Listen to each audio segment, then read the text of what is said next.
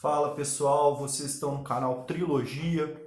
Eu sou o professor Bruno Paiva, aula de Sociologia. Vamos fazer introdução à Sociologia, certo pessoal? Olha só, quando a gente está tratando, né, da Sociologia, a gente está pensando nas perspectivas que constituem o ser humano. A gente sabe que existem várias ciências, né, que trabalham com isso, a história, a geografia, certo? A psicologia, o direito, enfim, são várias áreas, né, que cada uma com sua especialidade vai pensar o ser humano e a sua constituição nas suas diversas esferas, né, de vivência nesse sentido, tá? A sociologia em específico, pessoal, ela está inserida ali no grupo das ciências sociais, certo?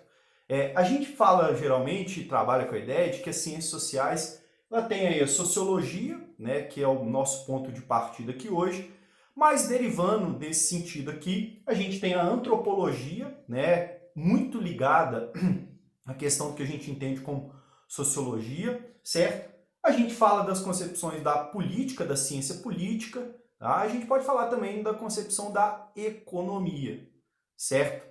Então a gente sabe também que pensar sobre o ser humano, sobre o homem, sempre, né, foi um traço, digamos assim, da história, sempre esteve presente. Mas a gente tem que entender a cientificidade disso que a gente chama de sociologia e como ela se constitui nesse processo.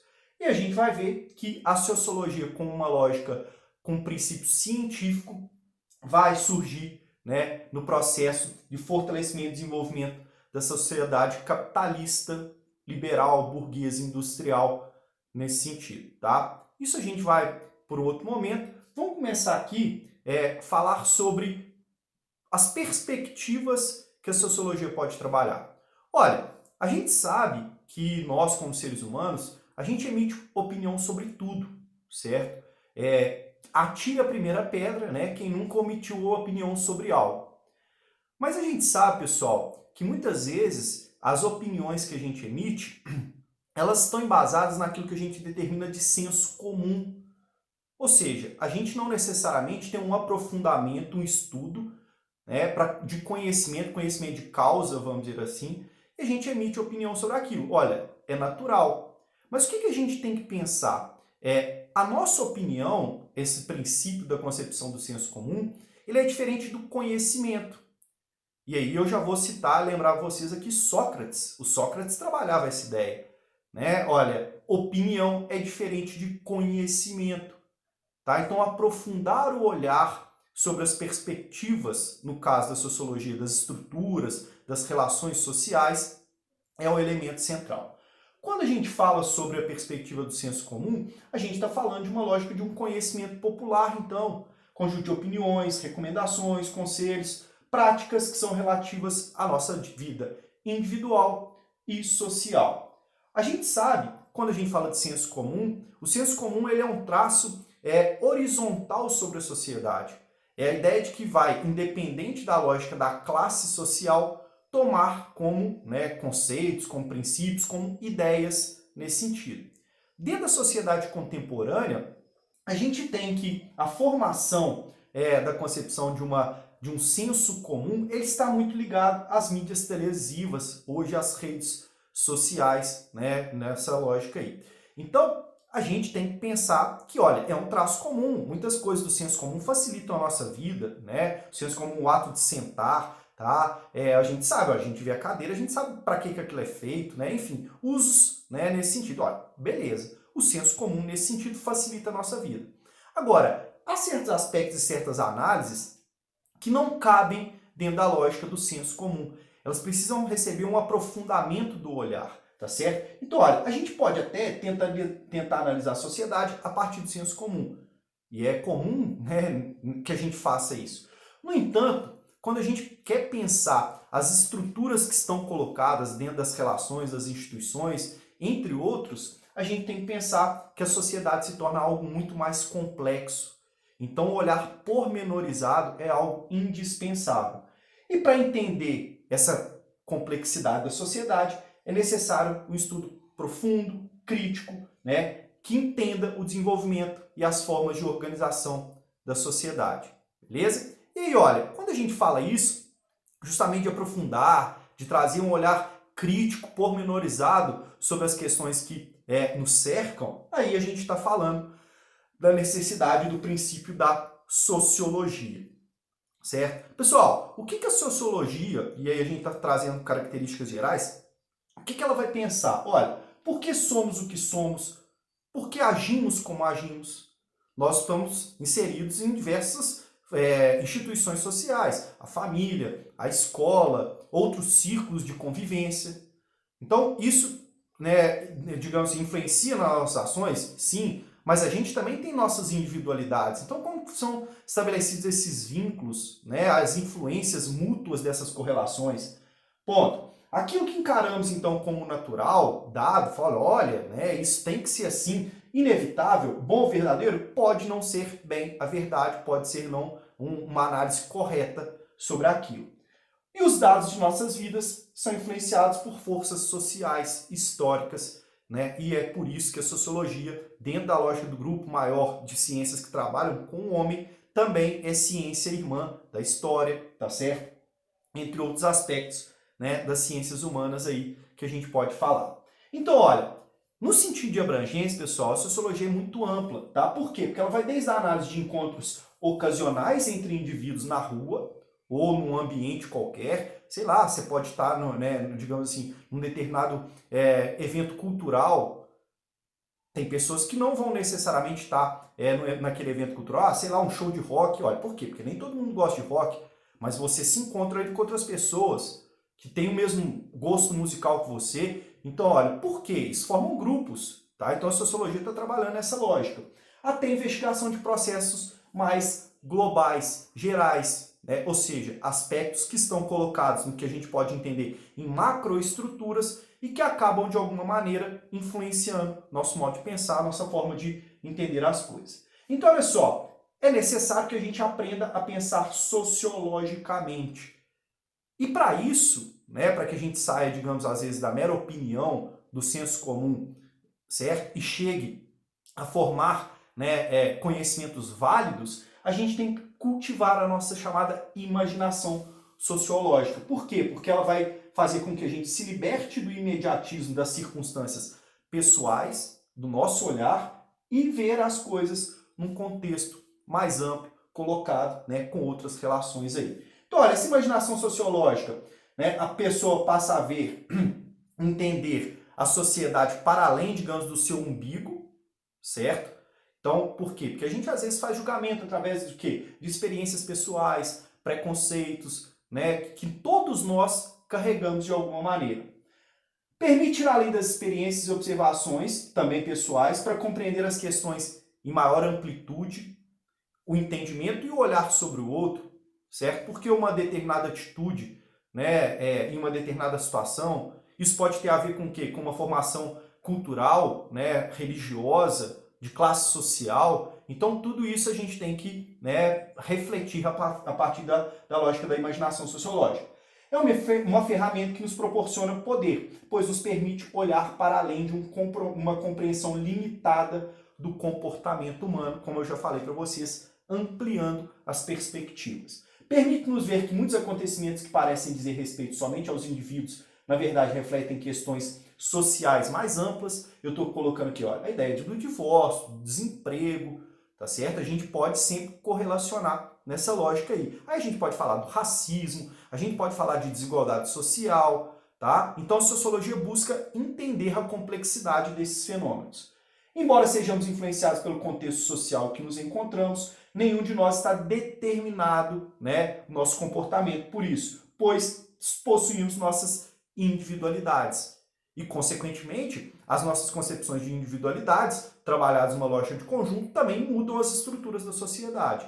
Então é um movimento, uma lógica de mão dupla, vamos dizer assim. E a gente vai ver que, com a lógica do desenvolvimento da sociologia, nós vamos ter essas perspectivas. Né? A gente vai ver o Durkheim e o Weber, por exemplo, que são outros que a gente são sociólogos que a gente trabalha na sequência, né? Então, lá, clássicos da sociologia, eles têm perspectivas e olhares diferentes sobre essas relações. Tá?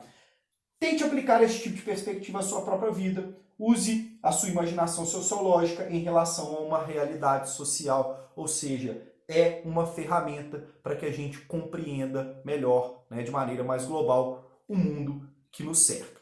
Então, pessoal, em síntese, o que é a sociologia? Sociologia é a ciência que estuda o homem em sociedade, investigando seu comportamento, associações, grupos e instituições que fazem parte dela.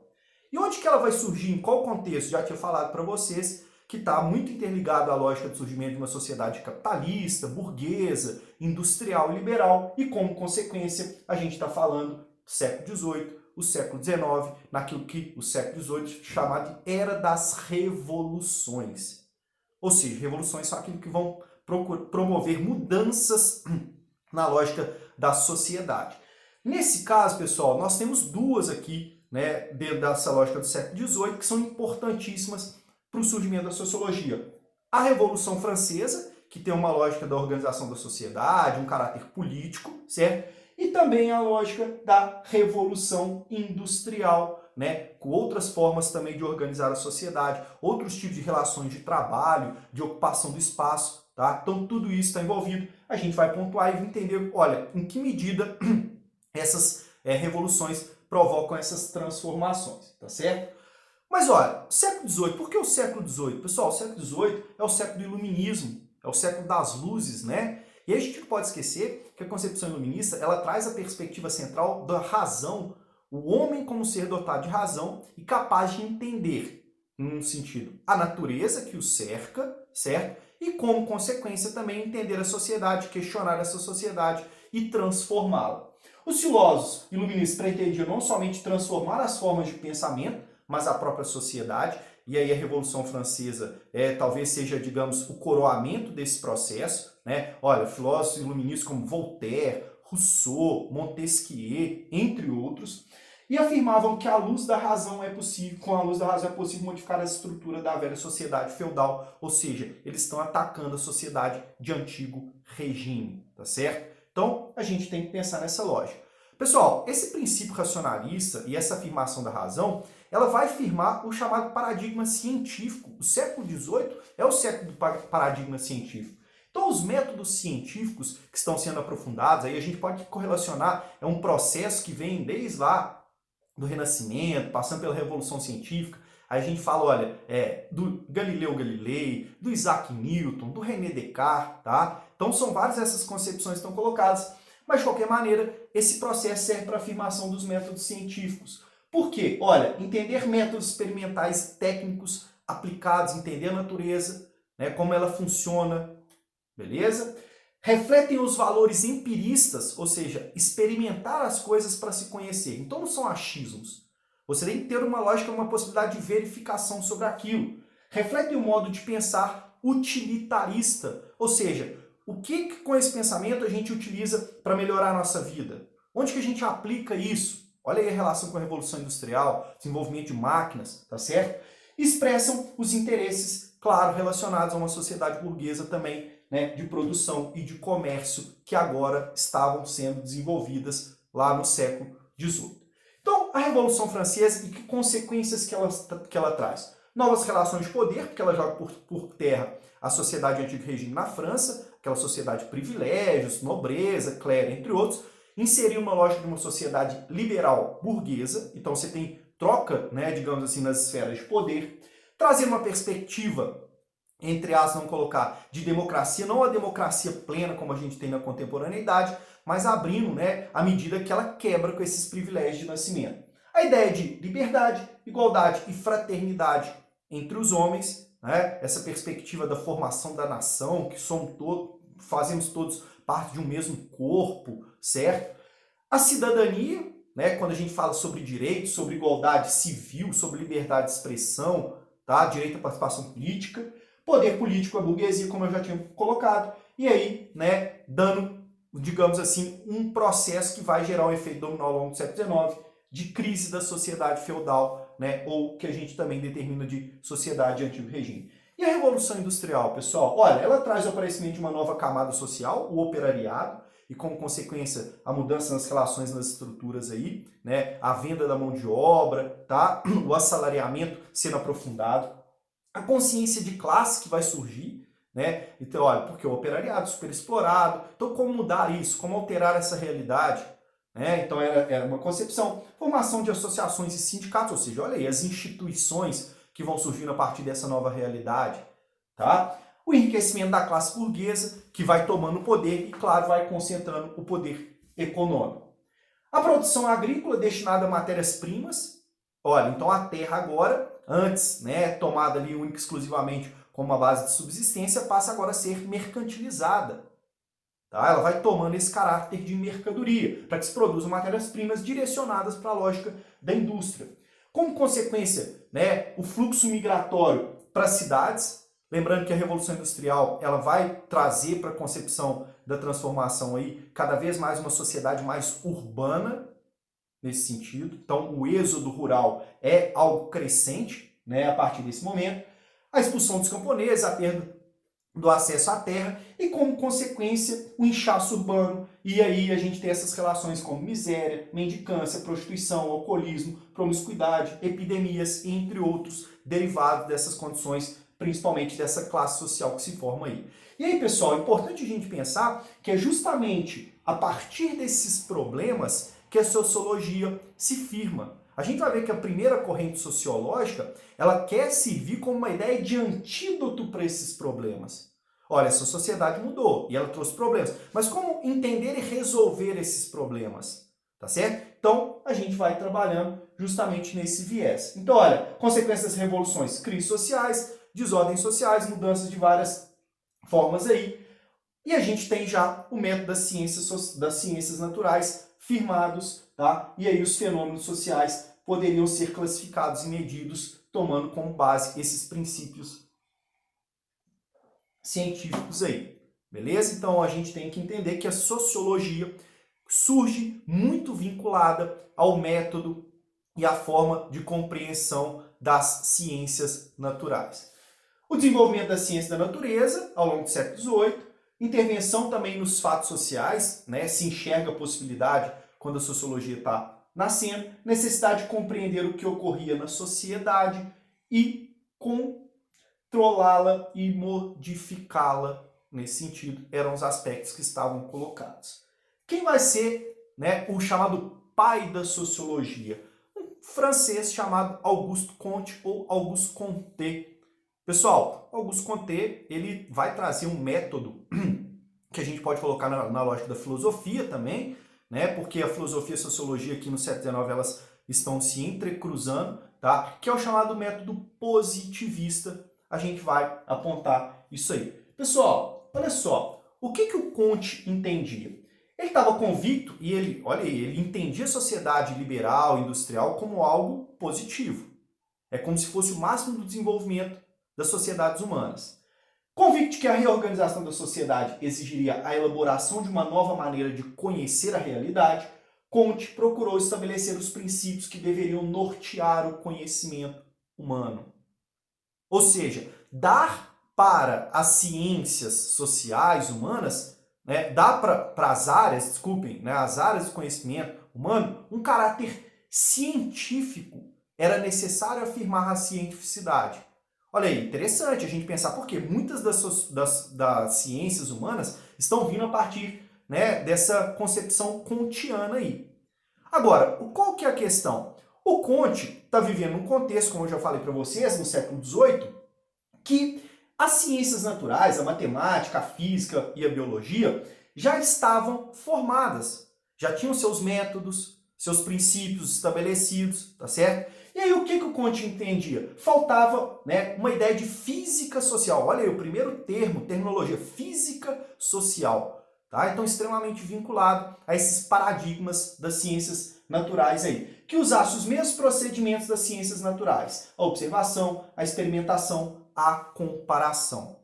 Pessoal, por quê? O Comte entendia que a sociedade ela era um organismo natural, vivo, natural, e que caminhava para uma lógica de um fim. Então, olha, você tinha o início, o meio e o fim. O Comte interpretava essa lógica a partir da concepção positivista. Então, dentro do positivismo, o que ele estava colocando em linhas gerais? Defende que o conhecimento científico é a única forma de conhecimento verdadeiro. Pessoal, é colocar a ciência no pedestal, né, maior aí. O positivismo é isso. A sociedade positiva, né, teria como única base de entendimento de tudo que se coloca a ciência, inclusive as ciências sociais que estão sendo fundadas. Negava o conhecimento teológico, ou seja, a base relacionada ao conhecimento ligado à religião, e também ao chamado conhecimento racional hipotético, metafísico, como a gente vai colocar daqui a pouco. Supervalorizando o empirismo e as ciências experimentais, que eram para ele modelos positivos. Tá certo? Por quê? Porque elas chegavam a conclusões. Então, era necessário seguir esses modelos positivos nessa lógica. Nos trabalhos de Comte, sociologia e positivismo aparecem intimamente ligados, uma vez que a criação da sociologia marcaria o triunfo final do positivismo. Ele colocava a sociologia no topo das ciências. Por quê? Porque, lembrem-se, ela seria a forma de entender essas mudanças e organizar essa sociedade. E essa sociedade industrial, burguesa, que é vista para ele num sentido positivo e também trazendo essa perspectiva positivista, tá certo, pessoal? Então, olha só, o Comte, pai da sociologia, né, vai ser o primeiro a usar física social, vai ser o primeiro, digamos, a trazer essa lógica, essa percepção do termo, se preocupava com a máxima objetividade teórica e metodológica em seus estudos sobre a sociedade, lembrando, usando os métodos das ciências experimentais que se desenvolveram ao longo do século XVIII. E aí, como eu já havia adiantado para vocês, ele entendia que a sociedade era uma espécie de organismo vivo, mecânico, que tinha suas leis naturais. Por isso que você poderia usar os métodos das ciências naturais para entender também as relações humanas colocadas pela sociedade. Todas as sociedades partem da estaca zero e atingem o cume da organização social, do saber, da tecnologia, entre outros, por um processo natural, olha aí, natural, regido por leis naturais. Então, o que era o papel da sociologia? Entender essas leis naturais que regem a sociedade. É como se fosse algo dado de fora, já estabelecido. Então tem uma naturalidade. Olha, então se o homem chegou até a sociedade industrial, é porque ele passou por um processo natural, saindo lá às vezes das concepções de escravidão, do feudalismo e chegando até essa sociedade científica positiva, como ele coloca, e que isso era entendido por uma lógica natural. É o que a gente está colocando, e está ali no século XIX, evolucionismo social. Então, olha, haviam sociedades na concepção kantiana mais atrasadas, era uma questão de tempo de desenvolvimento de sociedades, e que, se havia uma lei natural, em algum momento essas sociedades chegariam à sociedade positiva, tá certo? E aí é o que ele chama de lei dos três estados. Qual seria essa mecânica, essa lei natural que as sociedades passaram, partindo do zero, tá certo? De uma, digamos assim, pior para uma melhor. Então, olha, o início teológico, a sociedade do, digamos assim, meio termo, o metafísico e o positivo. Aí, vamos entender o seguinte, o que são esses teoria dos três estados, leis dos três estados, que segundo Comte seria um processo, lembrem-se disso, natural e contínuo que os seres humanos passavam. E aí a ideia de progresso, pessoal, muito forte, tá? Muito forte, a ideia de progresso. Então, olha, chegar ao cume, nós estaríamos no processo de melhoramento. O estado teológico, pessoal, para o Comte é aquele que predominava apenas a concepção religiosa, mítica da explicação sobre as coisas. Então, tudo era dado através dessa perspectiva. Olha, um Deus, um elemento externo, que organizava essa sociedade. A gente pode pensar isso lá em relação à Grécia Antiga, né, vamos dizer assim, com os mitos. A gente pode pensar isso na lógica da sociedade feudal. Então, olha, teológico, as concepções divinas de Deus como centro da organização da sociedade como um todo, tá? Ponto. A partir do século XVI, XV e XVI, houve uma mudança. Para ele, nesse momento do início da modernidade, estava chegando ao que ele chama de estado metafísico. Olha aí, há uma melhoria. Por quê? Porque, olha, larga-se um pouco essa concepção simplesmente teológica, vinculada à lógica de Deus. O ser humano assume um papel importante no entendimento das coisas que o cercam, beleza? Esse é um ponto-chave. Mas ainda assim ele está falando de elementos que são abstratos, certo? Então, olha, há uma percepção racional sobre as coisas, mas ainda não há o princípio científico. Se especula ainda sobre as coisas, sobre as forças da natureza, tá certo? Então, olha, ainda há um mistério, essa relação com os espíritos, o pensamento abstrato é substituído pela vontade pessoal. Ponto. E por fim, a partir ali, né, digamos, do final do século XVIII e do início do século XIX, nessa sociedade com essas transformações, se chegaria a uma concepção positiva, principalmente na lógica da base da ciência. Pessoal, dentro do estado positivo, que é o estágio máximo, cume desse desenvolvimento, se tomaria como referência as ciências, como eu já tinha adiantado para vocês. Então, olha, somente através da lógica da concepção da ciência, né, se estabeleceria o entendimento sobre as coisas, sobre a natureza, sobre os homens, tudo. Beleza? Então ele é crítico ferrenho de uma concepção religiosa. Aí, apesar dele ter, né, pensado uma concepção de uma religião racional, a religião sim positiva nessa lógica. Então, o culto dentro dessa lógica da religiosidade seria um culto vinculado à ciência, tá? Ponto. Então, olha, positivo, a humanidade busca as respostas científicas para todas as coisas. Esse estado ficou conhecido como positivismo. A busca pelo conhecimento absoluto, esclarecimento sobre a natureza e seus fatos é o resultado da soma dos estágios anteriores. Lembrem-se, uma lógica de progresso, de desenvolvimento.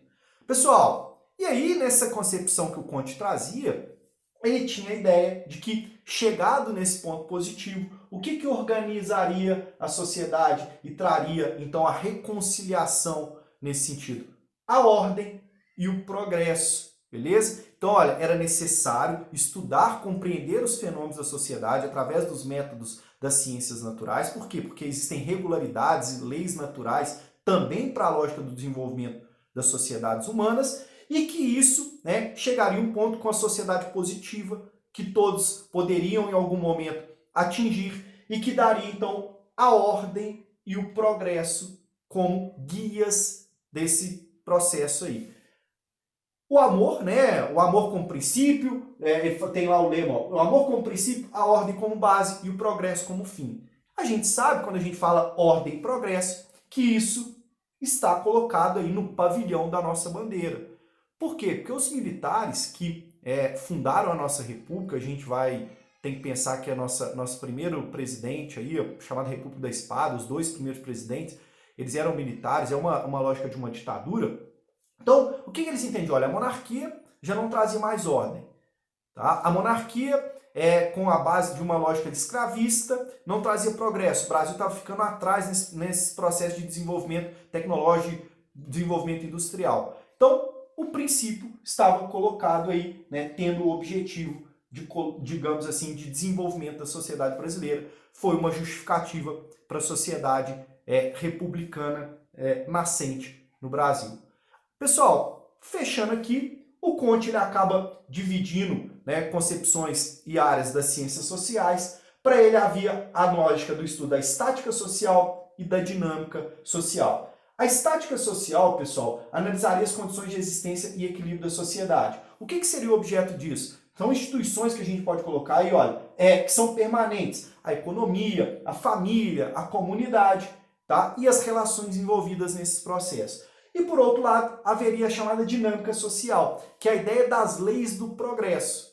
A gente pode inserir aqui, então, essa ideia dos estados aí colocados, que são como as sociedades caminham através das suas etapas de desenvolvimento, tá? Entender a vida, o movimento e, consequentemente, né, a concepção do progresso. Tem como objetivo estabelecer as leis da mudança social que ele entendia como leis naturais. Tá certo, pessoal? Olha, então, quando a gente trabalha na inserção, na introdução da sociologia, é isso que a gente tem que trazer. O Comte aí, como primeiro sociólogo, fundando o princípio científico para ciências sociais, tá? A gente vai ver da próxima aula aí que ele também ele vai ser seguido em algumas perspectivas por Émile Durkheim, mas o Émile Durkheim já começa a tentar descolar as ciências sociais das ciências naturais, entendendo que haveria um método próprio. Mas onde que ele se aproxima aí? Na concepção positiva dessa sociedade nascente. Tá certo, pessoal? Então é isso. Até mais, tchau, tchau, fui!